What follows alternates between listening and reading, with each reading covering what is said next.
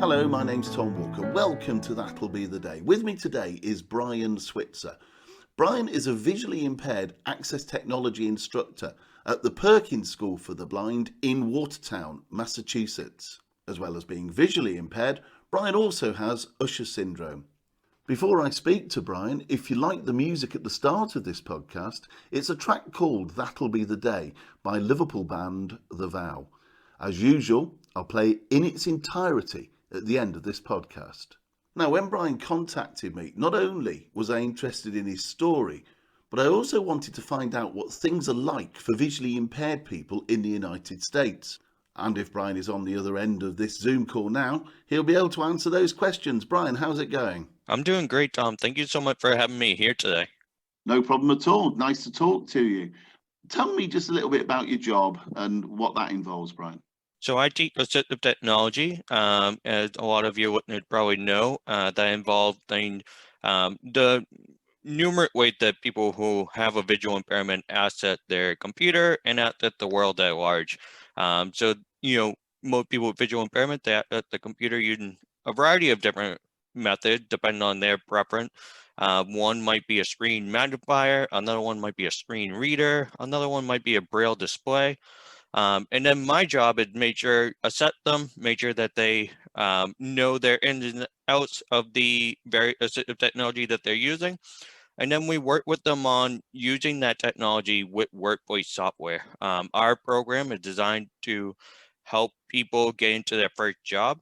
And so there's a variety of software programs that people need to learn and know to use at their job. And when you have a visual impairment, it's that much harder to learn the layout of a new software program, and you might not even be able to visually access the program, in which case you need to learn shortcut keys and other ways of navigating that website or software program. So my job is to work with you, the student, on Microsoft Word, Google Doc, Google Sheets, and we even teach a program called Salesforce, the Customer Relationship Manager. And that basically is a database where people can store a lot of customer information. So companies like to use them a lot so that they can serve their repeat customers even better. With a repeat customer, it works a lot more than a one-time customer. And so companies really want to keep you buying their product if they can. And so my job is just to make sure students are ready for the workforce. And it's never been more important with everything being virtual nowadays. And I'm right, I think, in saying, am I, Brian, that you became interested in assistive technology after losing your sight yourself? That's correct. So I used to be a high school math teacher. That's where I started off my career. I was teaching AP Calculus, AP Statistics, Algebra 2, Geometrical Engineering, in a regular public school setting.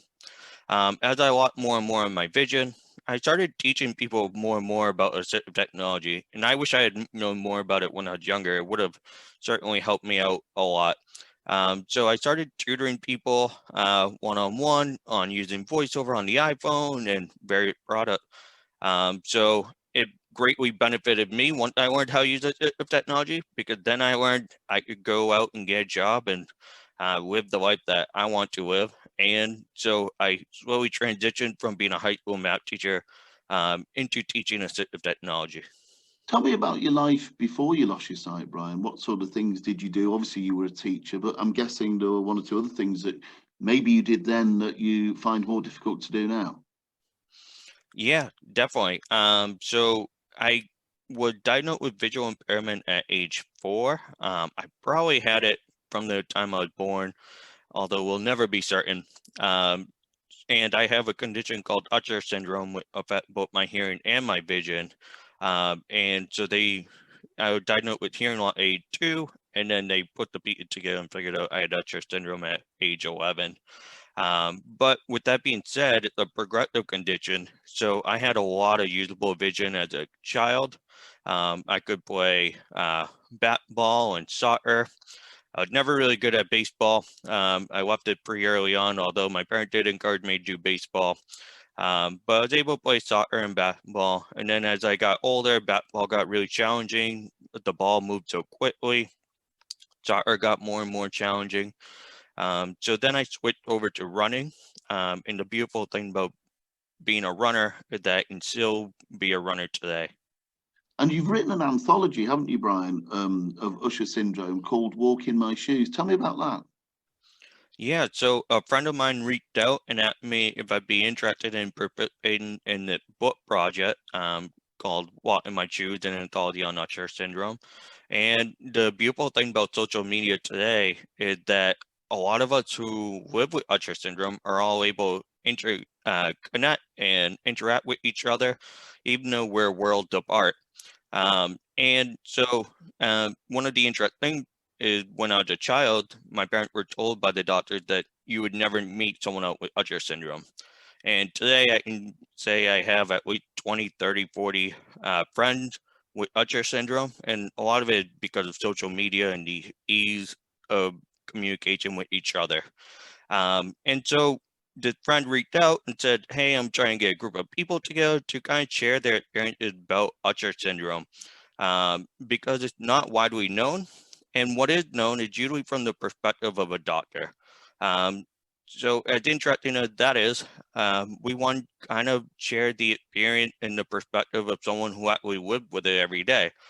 And so we decided to collaborate on the book. And the beginning part does go through what Usher syndrome is, but the rest of the book is really just a lot of our personal experiences of what it's like to live with a dual hearing and vision loss. And our target audience is someone who never met someone with Usher syndrome before. We're hoping to educate and share our experiences with other people. And so the book came out a few years ago in both paperback and on Kindle. So and all the proceeds go help various organizations that help people with Usher syndrome. So I don't see a penny from the book, but I do encourage people to go out and buy it. But the money does go to good places.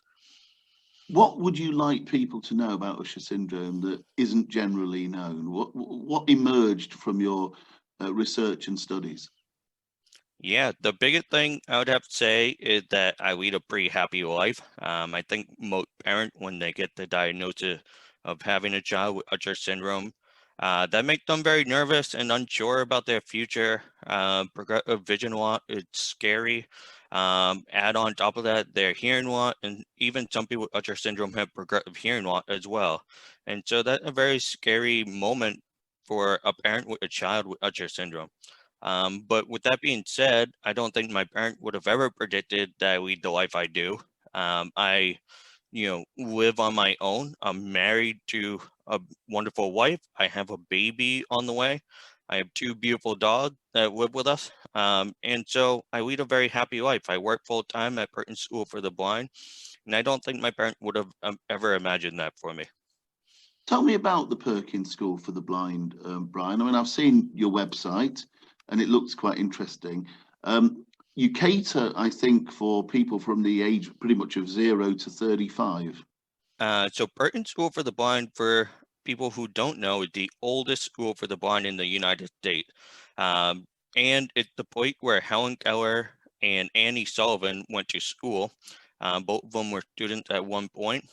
People may not know this, but Annie Sullivan herself had a visual impairment, and then she went on become one of the greatest teachers of all time, teaching Helen Keller, who was deafblind, how to communicate and live her life to the full extent. And Helen Keller was behind a lot of civil rights movement here in the United States, and is a great role model for every child out there.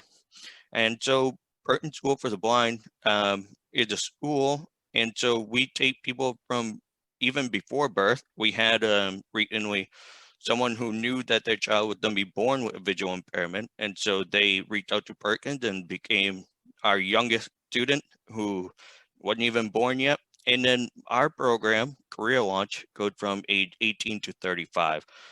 So we have the oldest bracket of students going all the way up to 35.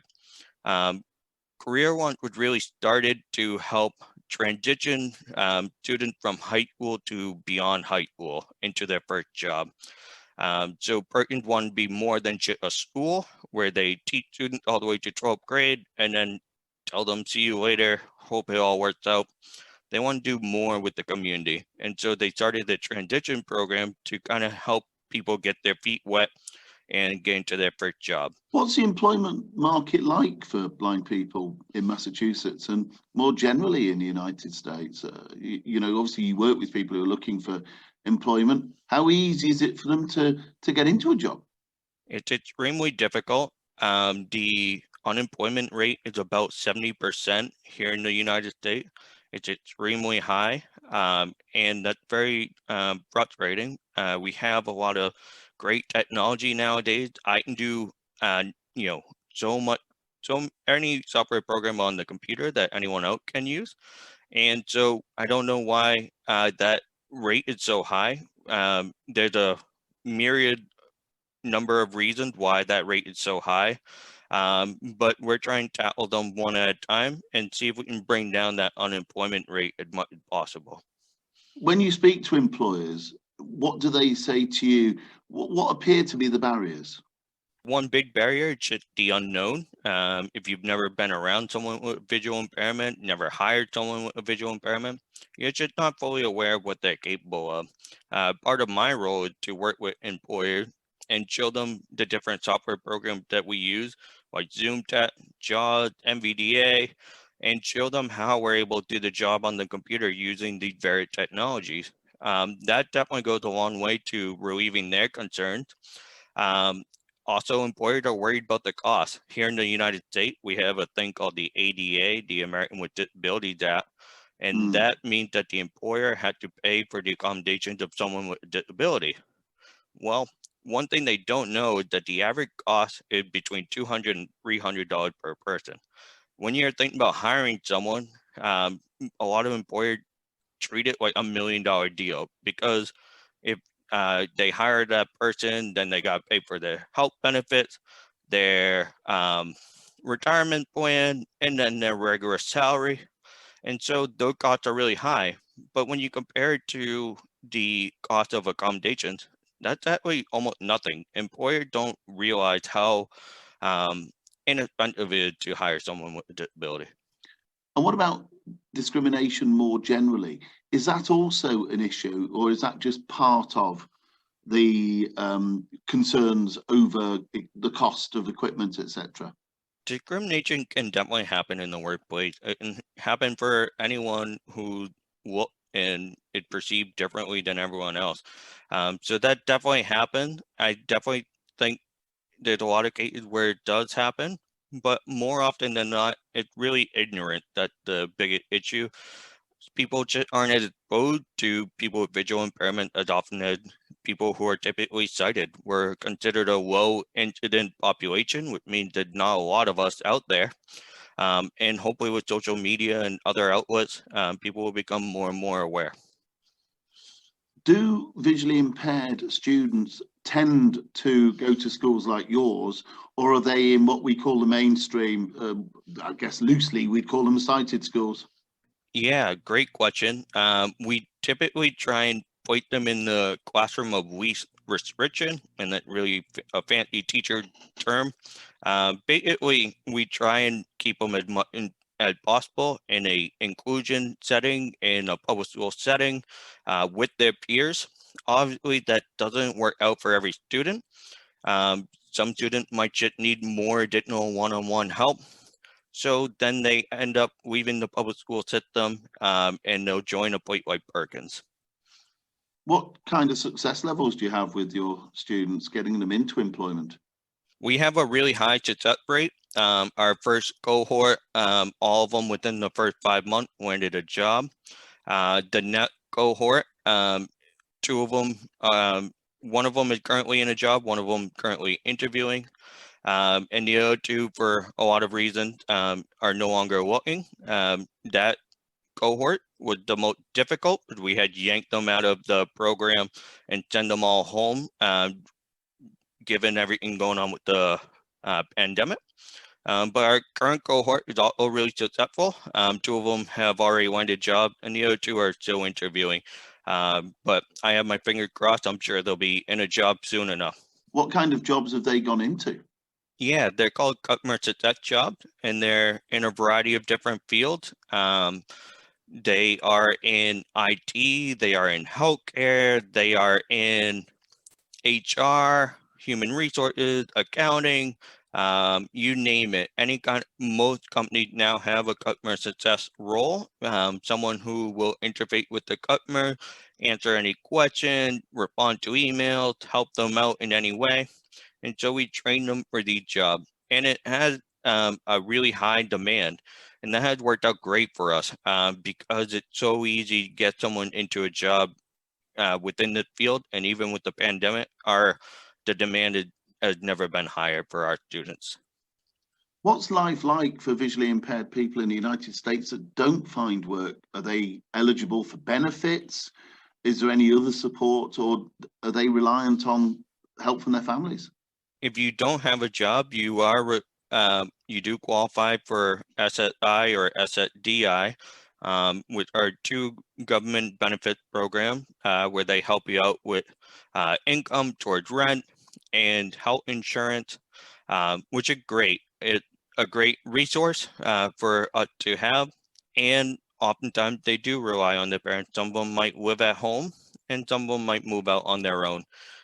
We have a mixture of students who live independently on their own and also live at home. So it really depends on the student and the benefit they receive. It's not the most generous benefits, but it will definitely help you out. In certain parts of the United Kingdom, I think it's fair to say that there isn't a real expectation on blind people to work.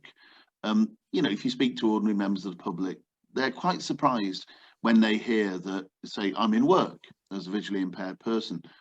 It's hard to generalize. Obviously, the United States is a very big country.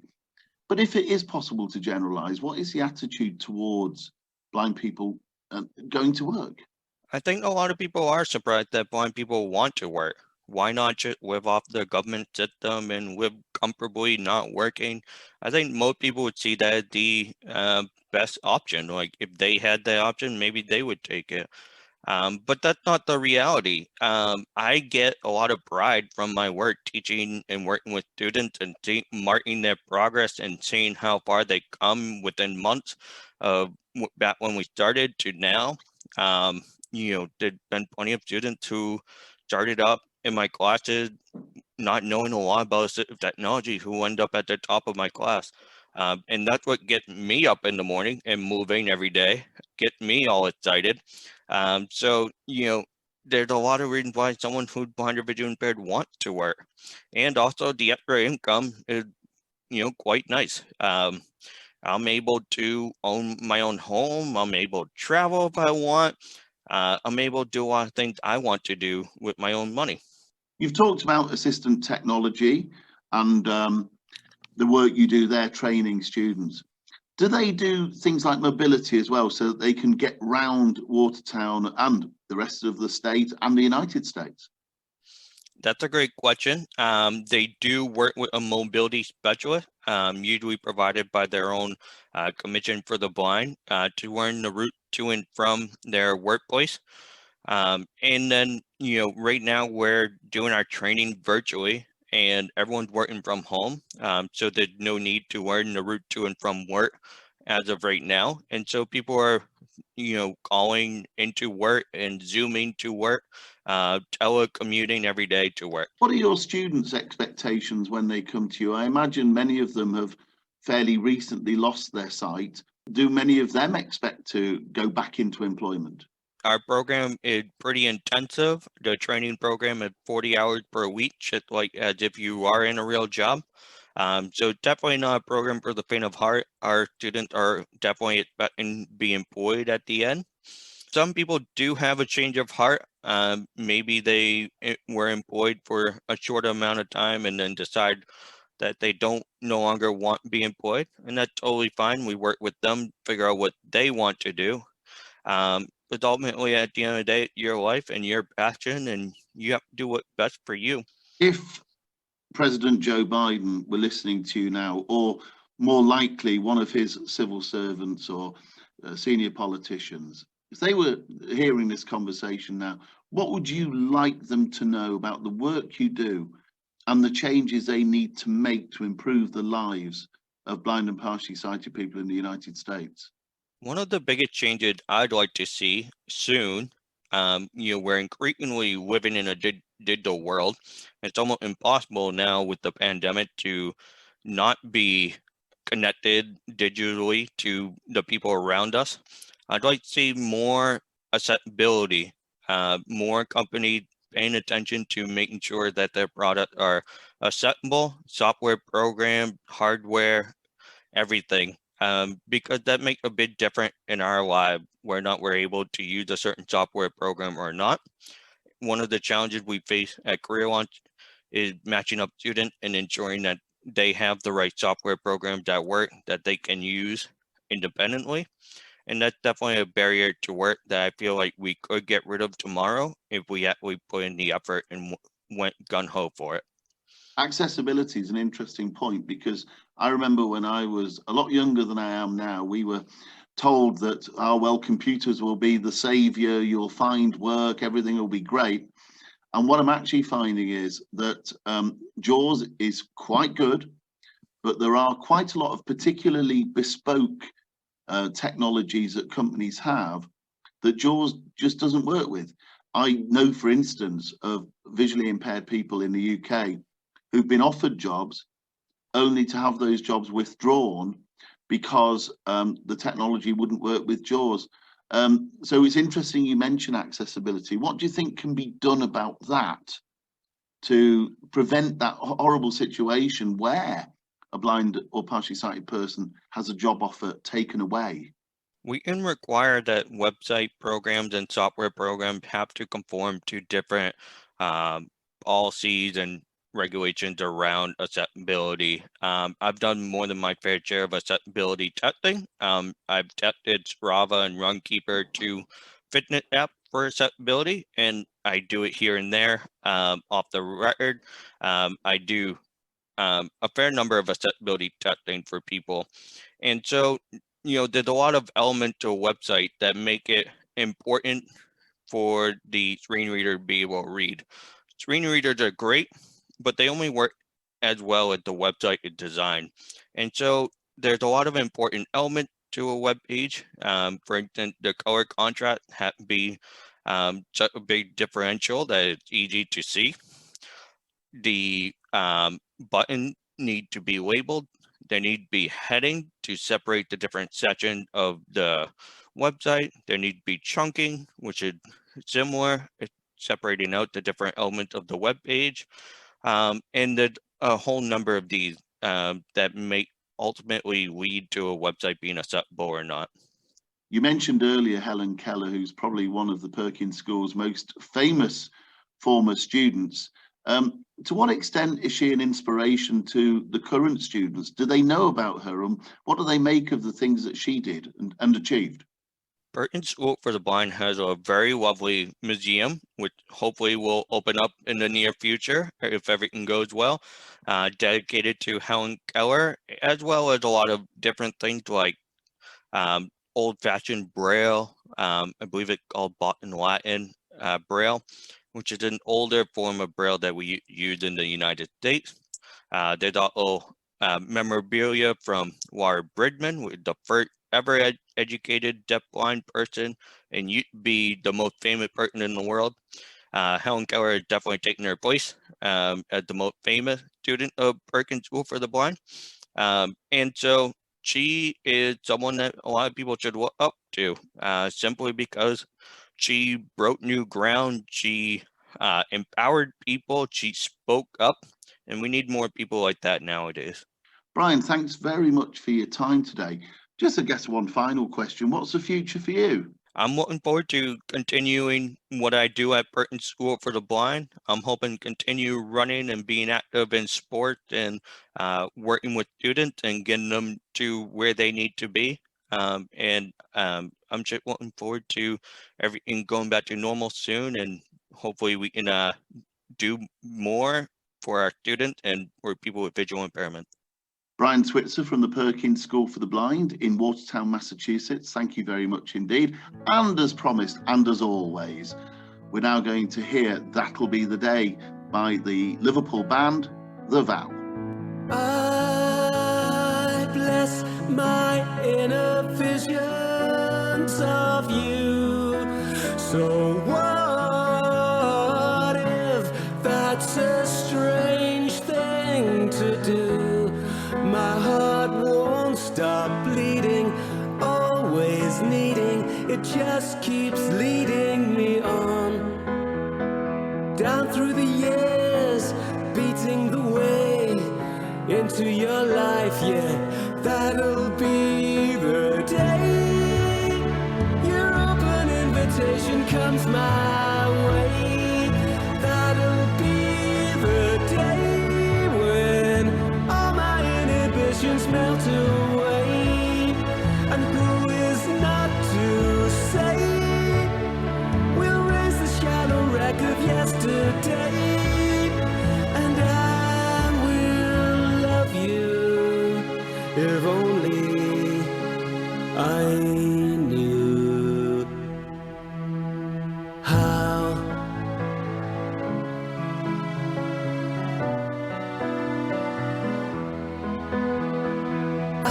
I've died too many times on this stage by slow hand of impending disgrace.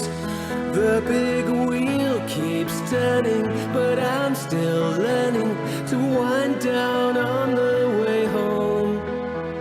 I'm out of the cold, out of the rain, and into your arms. Well, that'll be the day your open invitation comes my way.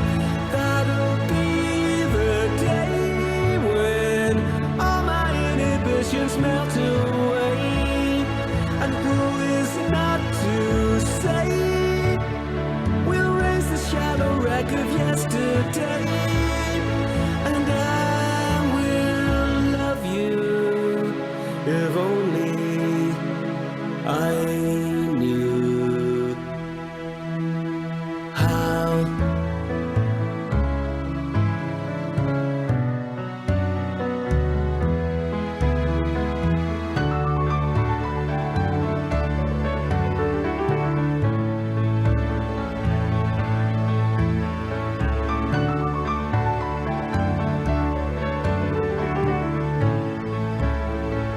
That'll be the day.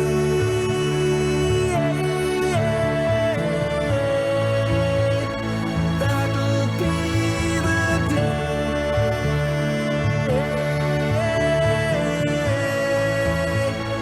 That'll be the day